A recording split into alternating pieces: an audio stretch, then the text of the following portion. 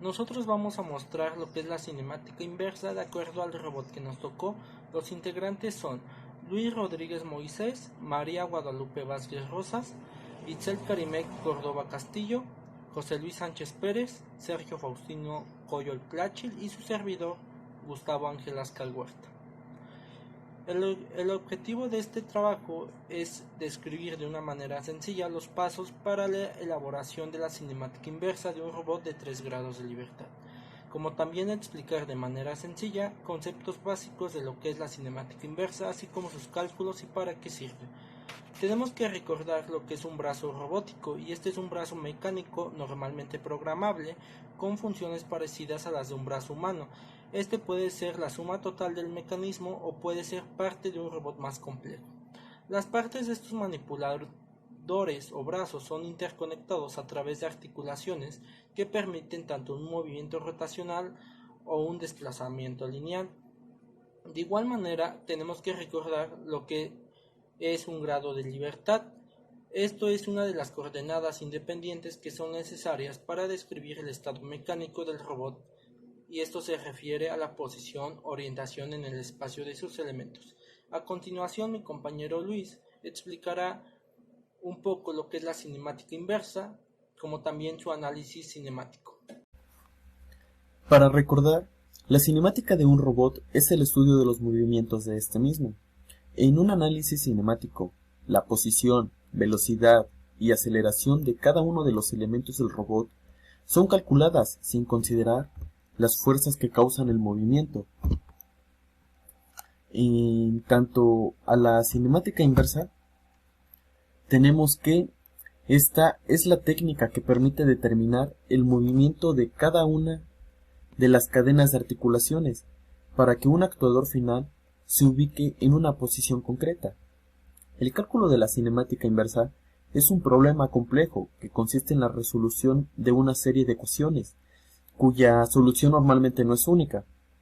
El objetivo de la cinemática inversa es encontrar los valores que deben tomar las coordenadas articulares del robot, para que su extremo se posicione y oriente según una determinada localización espacial. Y bueno, en tanto a nuestro análisis cinemático, la solución al problema cinemático inverso consiste en encontrar los valores que deben adoptar las coordenadas articulares del robot, Q igual a Q1, Q2 hasta Qn, para que su extremo se posicione y oriente según una determinada configuración deseada. En general, no existe una solución única para este problema. Incluso puede no existir. En otro caso, para un robot con pocos grados de libertad, existen soluciones analíticas mediante el uso de métodos geométricos, que consisten en la utilización de las relaciones trigonométricas y la resolución de los triángulos formados por elementos y articulaciones del robot.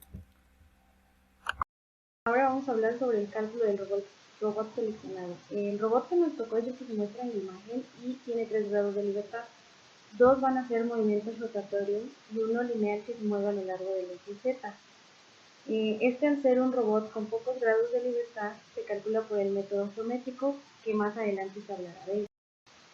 Ok, el método geométrico es un procedimiento que se basa en encontrar un número suficiente de relaciones geométricas en las que intervendrán las coordenadas del robot, sus coordenadas articulares y las dimensiones físicas de los elementos. Este se aplica para robots de 3 grados de libertad, cuyas coordenadas van a ser Px, Py y Pz, y se usa para robots con estructura plana. Ahora Sergio nos va a hablar de cómo se realizaron los cálculos para nuestro robot. Bueno, la orientación del último eslabón es la suma de las variables articulares. En este caso tenemos θ es igual a θ1 más θ2 más θ3. En una fórmula que tenemos que Q1 es igual al arcotangente de Py sobre Px, considerando ahora únicamente R y utilizando el teorema de cosenos, se tendrá la siguiente fórmula, que es R cuadrada más PZ al cuadrado es igual a I2 al cuadrado más I3 al cuadrado más 2 veces I2 por I3 coseno de Q3.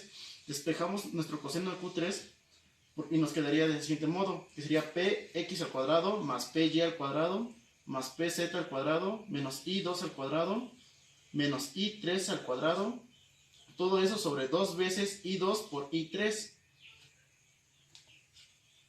Bueno, desde la perspectiva arriba, desde una perspectiva arriba-abajo tenemos el siguiente modelo gráfico, ¿no? Necesitamos encontrar las variables θ1 y θ2 y de la variable D3 con una expresión matemática que nos ayude a encontrar esas variables.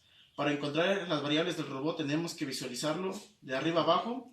Esto quiere decir que en el modelo tridimensional que tenemos, el brazo lo estaríamos viendo desde arriba para comprender en qué posición está y así tener más o menos una idea de cómo va a moverse o en qué posición realmente está. De la imagen anterior tenemos dos soluciones del robot, donde la parte prismática puede estar en dirección arriba o abajo. Todo depende de la configuración que se quiera tener. Lo único que cambia es el sentido. El cálculo de su cinemática inversa del robot será con dirección hacia abajo, donde tenemos lo siguiente. Si se sabe que la matriz homogénea de la transformación de la parte prismática que se moverá en Z, en Y y en X es Q3 a la 0 y Y3 a la 0, nos facilitarán un poco los cálculos. Hola, profe. Espero que se encuentre bien. Ahora yo le voy a explicar ahora de la cinemática inversa de nuestro robot que nos tocó. Bueno, para comenzar tenemos lo resolvimos por el método geométrico, ya que al ser un robot con poco grado de libertad nos permite hacerlo mediante este método. Ahora, en esta ilustración tenemos a nuestro robot de una perspectiva viéndolo de arriba hacia abajo. Tenemos al primer componente, que es el rotatorio 1, nuestro segundo componente, que es rotatorio 2, y nuestra variable de desplazamiento LD o L3, en esa parte que va a ser la parte prismática. Bueno, en esta parte lo que vamos a hallar va a ser lo que es nuestras variables desconocidas, que es θ1, θ3, beta, gamma, y nuestra variable de desplazamiento. Bueno, para encontrar θ de 1 tenemos que la suma tanto de beta como de gamma nos va a dar igual a θ1. Ahora, para conocer gamma lo resolvimos mediante el arcotangente de y de 3, 0 entre x de 3, 0. Y de 3, 0 y x de 3, 0 lo hallamos mediante la matriz homogénea de transformación de la parte prismática que se va a mover respecto al eje z. Ahora, la suma de la distancia LA más LB nos va a dar una nueva variable LS.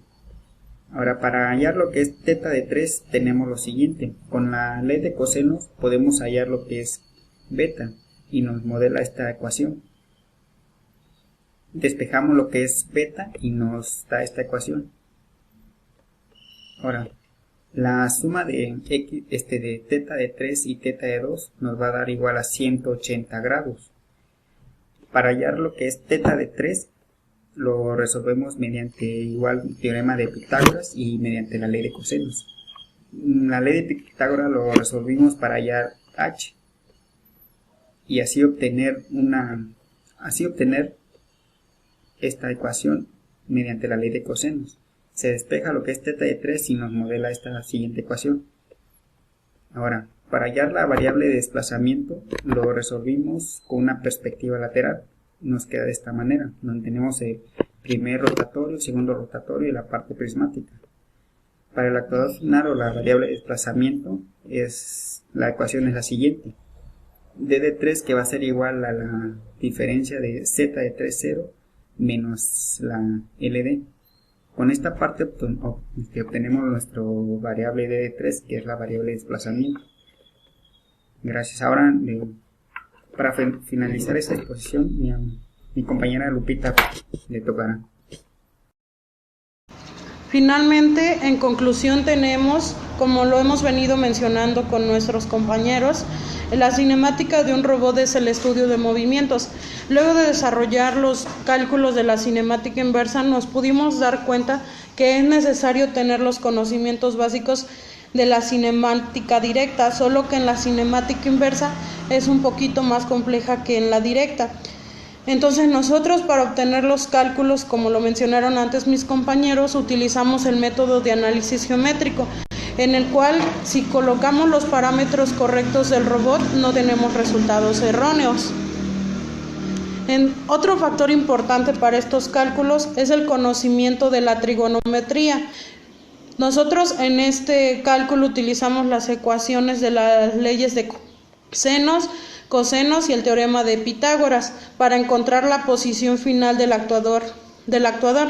Entonces, por estas razones es importante que cuando calculemos la cinemática inversa aclaremos nuestras dudas y tener en cuenta que cuando algún resultado es erróneo nos cambia completamente todo el proceso y por ende nos cambiaría el actuador final de nuestro proyecto.